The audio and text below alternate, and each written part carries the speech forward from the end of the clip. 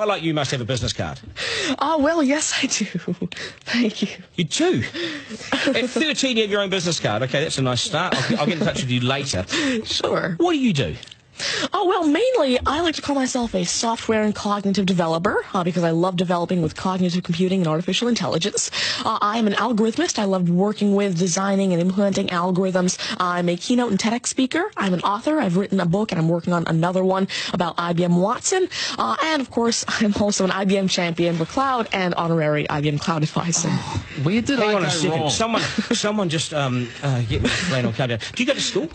Well, I'm currently homeschooled in grade 8, going to grade 9 now. Wow. Okay, so you're bright. Artificial intelligence is taking over the world. Is that fair to say?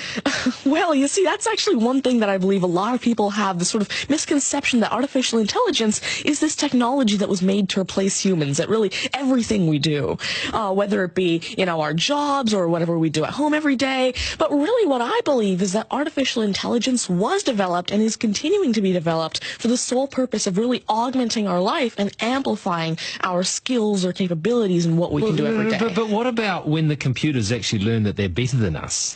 Well, you see, that's sort of called a singularity of artificial intelligence, at which point artificial intelligence has surpassed human intelligence to the point that we cannot control it.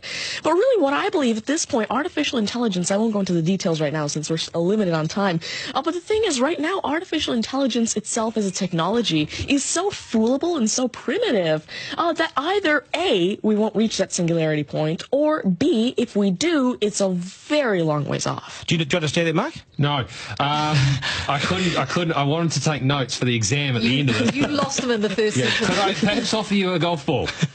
There you go. Thank you very much. You do this YouTube channel, which you teach people. What is that all about, and who is your target audience? Yeah, sure. Now, I actually have a YouTube channel called Tanmay Teaches that I've been running for around 6 years now, and it has over 144 videos and now 22,000 subscribers. And so on it, I love to teach about computing, really programming, these algorithms that I develop, machine learning especially, math, science, and especially technologies like IBM Watson. Because, of course, I like to share my knowledge because I realize that there's this lack of resources for people to learn about technologies like AI, which is why I absolutely love sharing my knowledge through, of course, these YouTube videos, the books that I'm authoring, the keynotes that I have, and really Watson comes in here in such a great way because Watson allows me... What's Watson?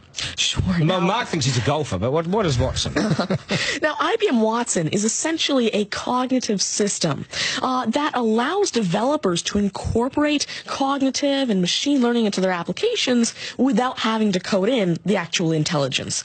And what this means is that, of course, right now, really one of the main reasons developers aren't incorporating more machine learning into their apps is because it's so hard to do. It's really difficult to incorporate intelligence because... Has the I'm going to take this somewhere else, this interview. Has the Homeschooling Association of the World got hold of you as their front person?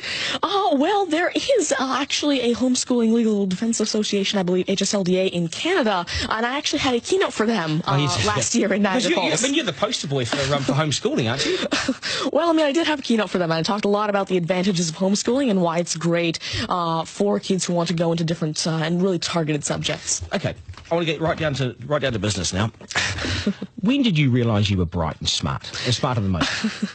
Well, I originally started coding when I was 5 with simple languages like Fox Pro and Batch. But eventually, at 9 years old, I had my very first iOS app accepted into the Apple App Store called T-Tables. But did your mum and dad do something to you between 0 and 5 that plugged you into the wall? What did they do to you? At 5 you were Are you smarter than your mum and dad, by the way? Well, I have... my dad used to work as a computer programmer, but he used to work with, simple, regular programming languages like Fox Pro, Batch, a little bit of C, etc. But you see, now I'm really interested in artificial intelligence and how it can actually be implemented on all these different platforms. You'd be a nightmare to teach. You'd be an absolute nightmare to teach, wouldn't you? Because you'll be smarter than the lecturers. I never want to get in an argument with you, ever. But I would like to see you on a quiz show because I think you would nail that. Well, you see, there is one thing that I've been working on, and it's essentially an app called Ask Tanmay, an NLQA system.